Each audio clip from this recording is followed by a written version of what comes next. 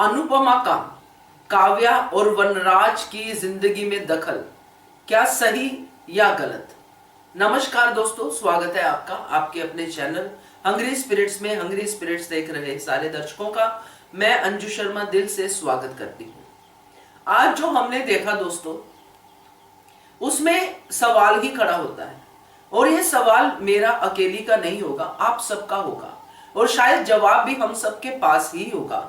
फिर भी सवाल पे चर्चा करना बनता है क्योंकि आज तो बिल्कुल क्लियरली अनुपमा ने दोनों की जिंदगी में अपना हाथ जो है दिखा दिया, यानी कि बीच में हाथ रखना दखल ही होता है दोस्तों। चाहे उसकी बातें सही थी मगर फिर भी चलिए इस पे चर्चा करते हैं। पहले वही निवेदन, जिन्होंने अभी तक चैनल को सब्सक्राइब नहीं किया है कर लीजिए, साथ में दोस्तों बेल आइकन दबाइएगा ताकि आपको हमारे वीडियोस के नोटिफिकेशन मिलते रहे। लाइफ ऐसी होती है दोस्तों जिसमें हम फ्यूचर के बारे में कभी किसी के बारे में प्रिडिक्ट नहीं कर सकते हैं। जितना मैं समझ पाई हूं, हम लोग कोशिश करते हैं कि फ्यूचर अच्छा हो, ऐसा हो, वैसा हो, मगर फ्यूचर में क्या होना है ये किसी को पता नहीं होता है। किसी का भी मन किसी भी हालात में बदल सकता है। इसकी सबसे बड़ी एग्जाम्पल इस घर में डिम्पी है। डिम्पी के साथ क्या हुआ, अनुपमा ने उसको कैसे संभाला। क्या अनुपमा ने तब सोचा था कि कल को डिम्पी मेरे घर में ही बंटवारे की वजह बनेगी। अगर अनुपमा इतनी फ्यूचर के बारे में कंफर्म होती है जो उसने आज काव्या और वनराज के लिए कहा कि सोच समझ के फैसला लीजिए। पहली बात तो अनुज ने पहले ही अनुपमा को कहा था कि ये उन दोनों का फैसला है और वो दोनों बड़े हैं, मैच्योर हैं, और अगर वो जल्दबाजी में कोई फैसला ले भी लेते हैं तो ये उनकी लाइफ का फैसला है। हर कोई अनुपमा की तरह महान बने ये जरूरी नहीं है।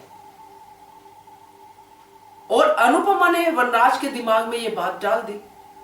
अब वनराज क्यों माना, क्यों उसके दिमाग में सवाल आया, ये तो वनराज ही कहेगा।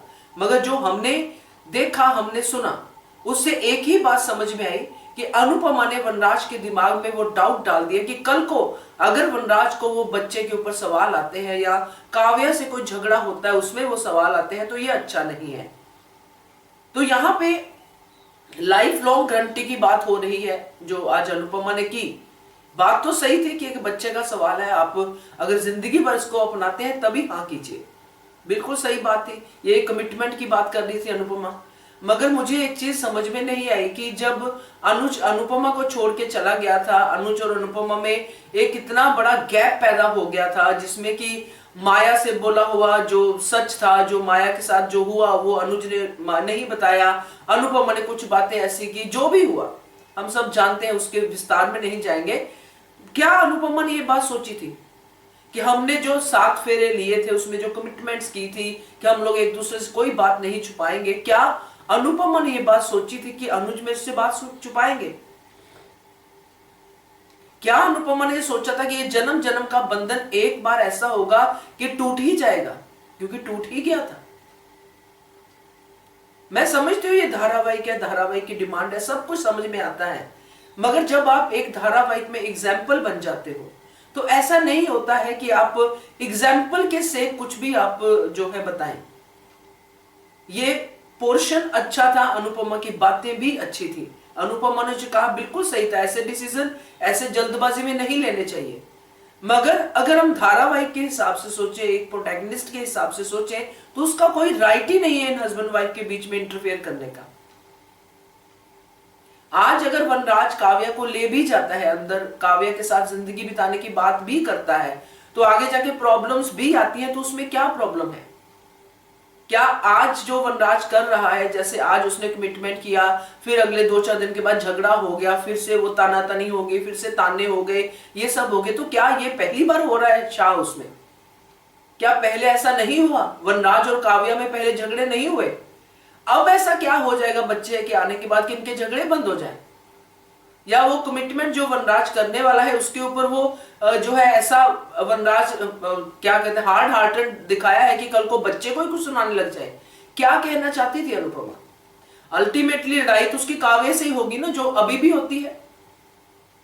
क्या बदलेगा? सिर्फ बच्चा आएगा वो बदलेगा, और हो सकता है क्या पता अनुपमा को कि बच्चे के आने के बाद काव्या और वनराज का रिश्ता और अच्छा हो जाए, क्योंकि बच्चे अपनी एक जर्नी लेके आते हैं, अपना एक प्यार लेके आते हैं। क्या पता पूरे घर में वो बच्चा सबसे लाडला हो जाए।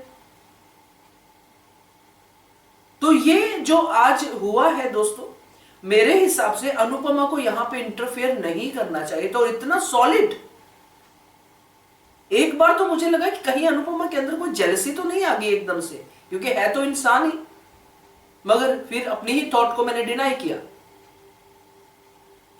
तो ये जो आज हुआ है, इसमें यह सवाल तो बकायदा आता है कि अनुपमा को करना चाहिए था या नहीं करना चाहिए था।